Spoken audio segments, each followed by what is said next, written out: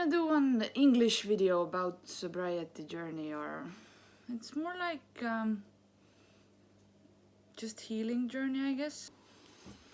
So actually very important tip number 1 is get help. And addicts hate that, especially self-righteous ones.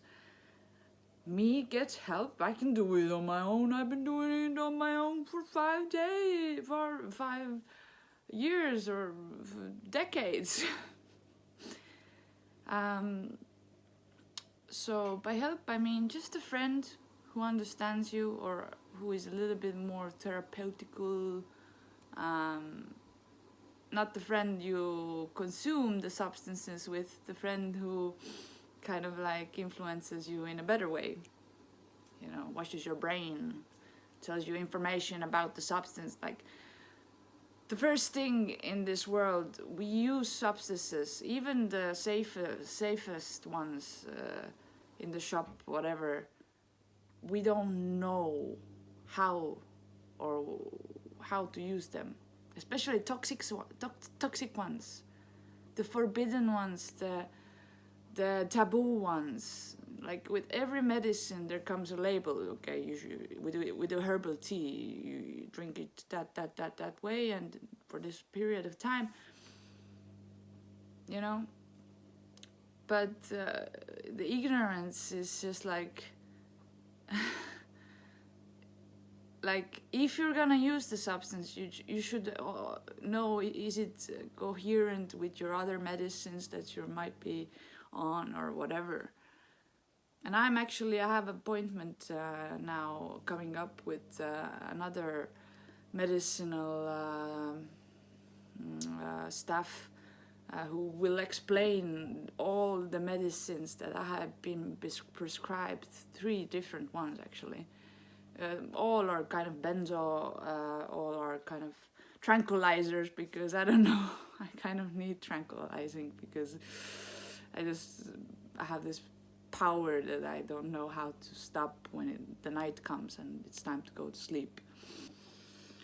And a side note, I don't use the prescribed medicine because I don't know. And until I don't know how it works, I refuse to use it.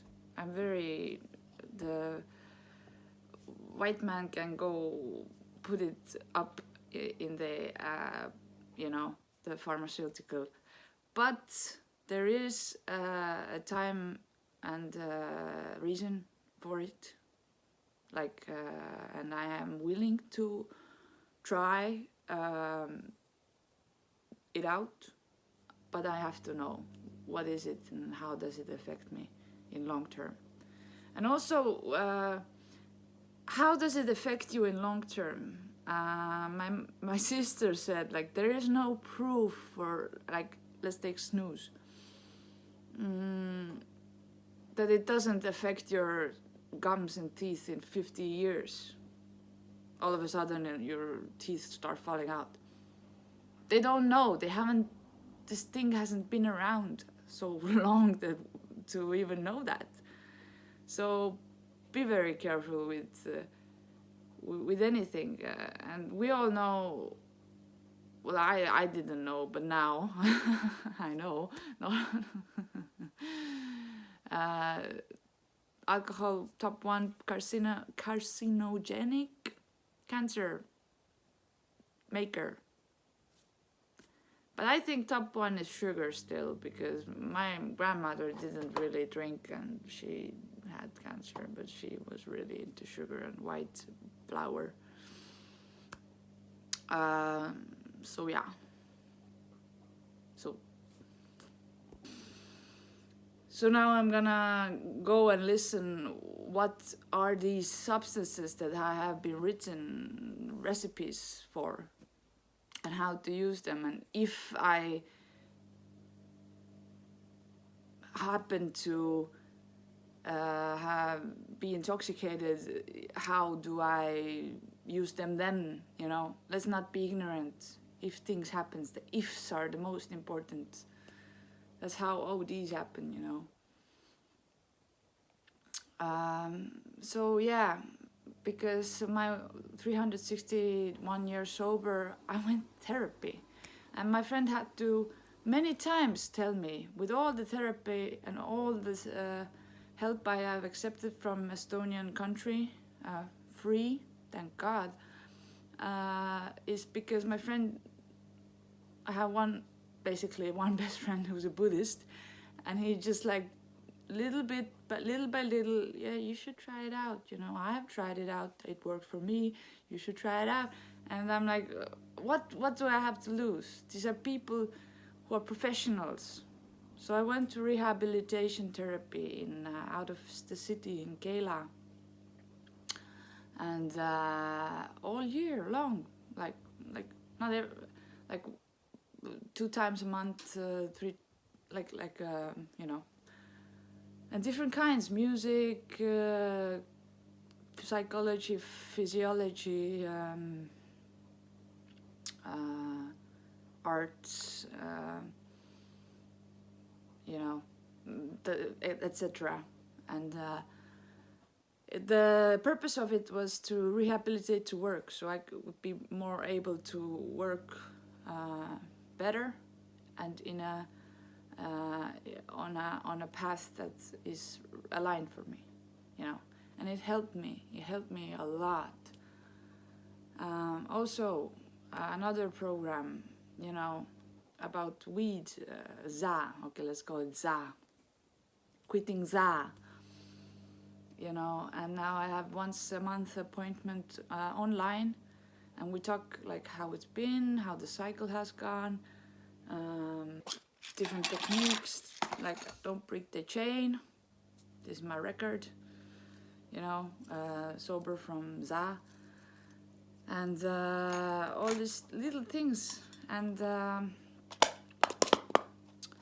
one thing that I learned from the therapist, and I'm gonna share it because it's a group, this is what we do as people, is mapping out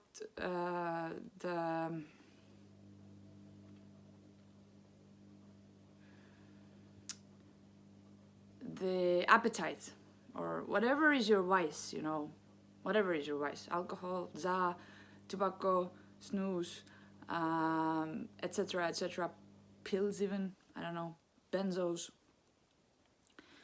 When you have the thought comes, or the instinct to take something out or side the substance, it doesn't matter if you take it or not, just map out how strong is the urge from 1 to 10 scale. All right, and then what are you feeling? What is happening around you? Trigger. What triggered it? And then of course try to try to solve it with alternative practice that is not including ingesting anything. But if it doesn't work, at least you have data, intel. What is intellect? What is intelligence? Intel. You have the information, you have the data, and you're analyzing yourself. You don't do it unconsciously. You do it consciously first, and then the consciousness will help you move on, because you see the patterns, you see what's the real reason. Like, for many times, one of my biggest trigger has been cold. Not like the weather cold, Estonia, yeah, a little bit this too, but I like it even, it's winter wonderland. But cold, like if my home is cold, or I've been in situations where I had to go to countryside and to sleep because nowhere else to go, and it was so cold for like 24 hours. You're heating, but you're like, ugh. Of course you have a thought like maybe a little shot of brandy will make me warm, and will make you warm, but it's not the solution. But just like if something really basic, fundamental has been not solid, not stable, all of it goes like, You can throw your sobriety out the window. But we cannot exist in a safe bubble like this. Like at all times we're like all needs are all covered and met.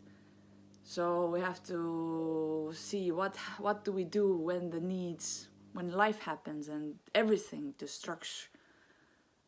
What is your lifeline? What is your coping mechanism? Salute. It's a crystal glass. The water or any drink here is just like so sacred or pure instantly. So yeah. With some rehabilitations, actually, it's dangerous to do it on your own. You have to be under supervision. Like my mother came out of basically 3-year cycle of alcohol, and with ambulance to the hospital, and like almost 2 months in a hospital under supervision and strict rules and regulations. That was the only way. It wasn't safe for us to somehow do it on our own or think that we can get her out of it like that. Just, and admitting that you need help. But the best thing with receiving help, at first you don't have to listen. You just listen, but you don't have to do anything. You just can juggle it. But what happens if it makes sense to you on some level, any level, it will get to you and you will actually listen, even if it takes time and you're stubborn and you're fixed and you're like, but later or somehow slowly it will get to you, the help.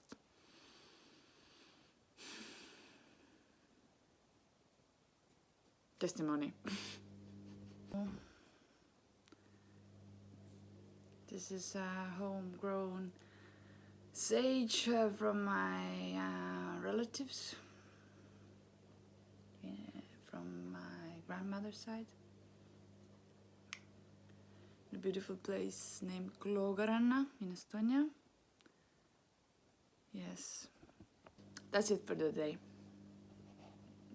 Stay safe and just try to observe